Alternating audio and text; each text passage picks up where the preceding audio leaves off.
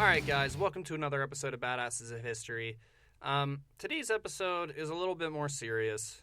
I had a really hard time doing my typical humorous spin on it because it's just, I don't know, when I was reading the story, it kind of got to me a little bit. So when I was writing it, I couldn't really be funny. But either way, it's a good story, so I hope you enjoy. At some point in the past, a badass was born. Her name was Gennelle Guzman, and her story of survival is truly remarkable. I could not find her birth date, and I'm reluctant to say that the day of her badassery was considered badass because that day was September 11th, 2001. Gennelle worked on the 64th floor of the North World Trade Center and had just gotten herself a bagel. She's wearing business attire with 4-inch stiletto heels on. While enjoying her delicious breaded treat, she hears an explosion in what seemed to be an earthquake. Outside the window, she could see debris and balls of fire falling from above. Gennelle was obviously confused and assumed something must have blown up a few floors above. Not long after, her supervisor informed the entire floor that an airplane had crashed into their building. Assuming it was just a small aircraft accident, Gennelle turned on the TV and witnessed news footage of the burning wreckage above her. It was at that moment she watched a second plane hit the other tower and the building shook violently. Though everyone was told to stay put and wait for the authorities, Gennelle knew better and was already on her way down the stairs. By the time they got to the 13th floor, firefighters were charging past them headed towards the flames. They encouraged the girls to keep going and that they were almost there. Now, as I said, Gigi was in 4-inch stilettos and trying to race down 64 flights of stairs. After a while, she decided to stop, brace her hand on the shoulder of her friend, and remove her shoes. Upon doing so, there was another rumble, and the walls and ceiling collapsed. 2 concrete pillars sandwiched her head. A giant steel beam smashed her legs with her arm under it as she attempted to brace her fall. Gennelle was now trapped in the rubble of the World Trade Center with only her left arm able to move. Breathing was slow and difficult.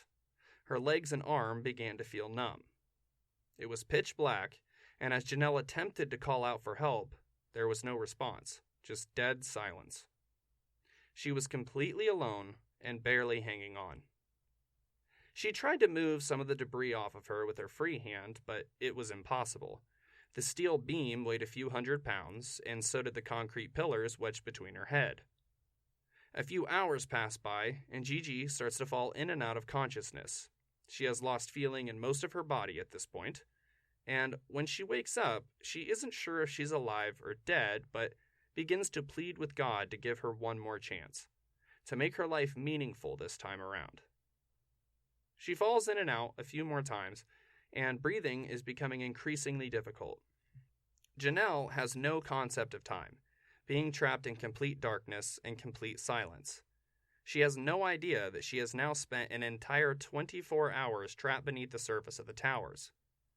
Suddenly, out of nowhere, a hand reaches down between the concrete and debris and grabs hold of Gigi's hand. He calls her by name as if he already knew her. They talk for a while. He says his name is Paul and that she's doing great. He encourages her to keep talking because help is on the way and she's going to survive. Just then, Gennelle begins to hear the sounds of rebar cutting, men shouting, and rocks crumbling. Before long, there was another man putting his hand on her shoulder, helping pull her from the wreckage. During the rescue, Gennelle would occasionally ask about Paul, but no one knew who she was talking about. She made it to the hospital, and the doctors said she was in bad shape. Her legs were going to have to be amputated, and she was going to have severe heart problems for the rest of her life due to the amount of time she fainted during her 27-hour stay underground. She simply ignored the doctors, and her legs healed just fine. The doctors unanimously agreed it was a miracle, but she's definitely not going to be able to walk again. A few months later, Gennelle was walking just fine and never needed any heart medication.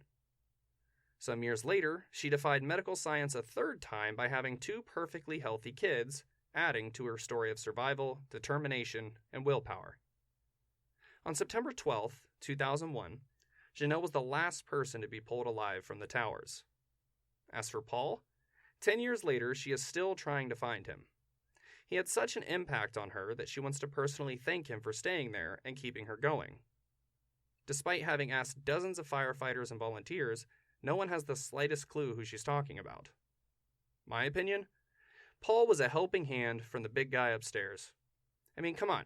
This guy happens to know her by name and is somehow buried in the rubble with her, holding her hand, then leaves right before she's being rescued?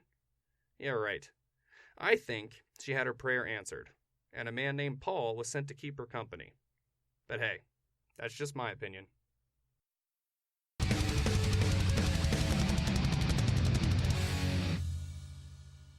Alright, well that is it for this episode. I hope you guys enjoyed what you heard, and if you did, tell your friends. Thanks!